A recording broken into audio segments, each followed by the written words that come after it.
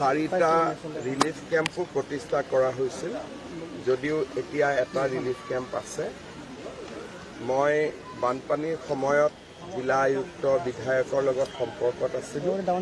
আজি মই নিজে আহি ৰাইজৰ খা খবৰ ল'লোঁ আৰু ৰাইজৰ লগত কথা বতৰাও পাতিলোঁ।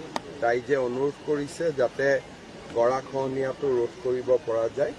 মই যিমান পাৰোঁ শীঘ্ৰে ইয়াৰ ব্যৱস্থা হাতত ল'বলৈ চেষ্টা কৰিম। ইয়াৰ পিছত মিঠা আমচাপৰি যাম, তাতো যিখিনি জেগাত ক্ষতিগ্ৰস্ত হৈছে পৰিদৰ্শন। বান শেষ হোৱাৰ পাছত এতিয়া পৰিৱেশটো অতিকৈ স্পৰ্শকাতৰ।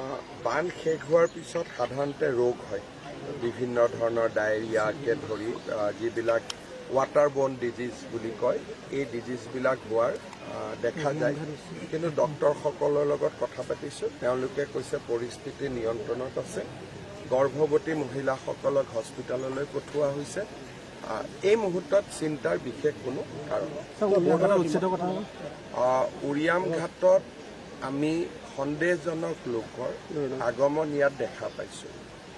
উৰিয়াম ঘাটৰ পৰা হিং, মৈৰাবাৰী, লাহৰী ঘাটলৈকে এতিয়া নিতৌ বাছো চলাচল কৰে। তাৰ পৰা এটা কথা অনুমান কৰিব পাৰি যে গোলাঘাট জিলাৰ জনগাঁথনি পৰিৱৰ্তন কৰাৰো এটা প্ৰচেষ্টা নিশ্চিতভাৱে আৰম্ভ হৈছে নেকি। এই গোটেই ঘটনাখিনি আমি অধ্যয়ন কৰি আছোঁ। 2 এদিনতে বন বিভাগৰ দল এটাও আহিব। তেওঁলোকে কিমান মাটি ক'ত দখল কৰি থোৱা হৈছে তাৰ হিচাপ নিকাচখিনি কৰিব। তাৰপিছত স্থানীয় ৰাইজৰ লগত, বিধায়কৰ লগত আমি কথা পাতি পৰৱৰ্তী ব্যৱস্থা হাতত ল'ম। গোলাঘাট জিলা সীমান্তৱৰ্তী নেঘেৰী বিলতো খুব সাংঘাতিক অৱস্থা, এতিয়া মানুহ যাব নোৱাৰা অৱস্থা। মেৰাপানীৰ নেঘেৰী বিল খুব স্পৰ্শকাতৰ হৈছে। তাতো মই আপোনালোকে কৈছে যেতিয়া মই অজন্তা বাইদেউৰ লগত কথা পাতিম।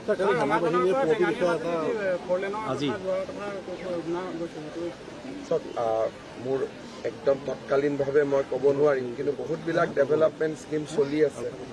বৰ্তমান আমি আটাইতকৈ চকু দিছোঁ কাজিৰঙাৰ এলিভেটেড কৰিডৰটো।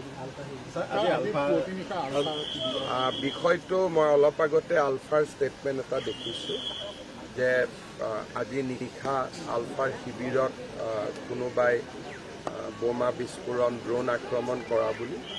অসম আৰক্ষী ইয়াত জড়িত নহয়, অসম পুলিচ ইয়াত জড়িত নহয় আৰু অসমৰ মাটিৰ পৰাও কোনো ধৰণৰ আক্ৰমণ চলোৱা হোৱা নাই। আৰু বিষয়টোৰ ওপৰত অধিক তথ্যৰ প্ৰয়োজন আছে, কাৰণ সাধাৰণতে এনেকুৱা ধৰণৰ ঘটনা হ'লে সেনা বাহিনীয়েও ষ্টেটমেণ্ট দিয়ে। এতিয়ালৈকে সেনা বাহিনীৰো আমি কোনো ষ্টেটমেণ্ট দেখা নাই।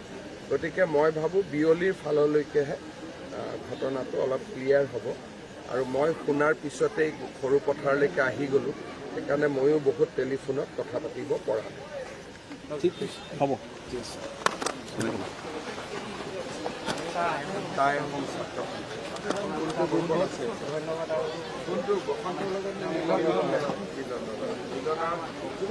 মিলনৰ হেডকোৱাৰ্টাৰ হ'ল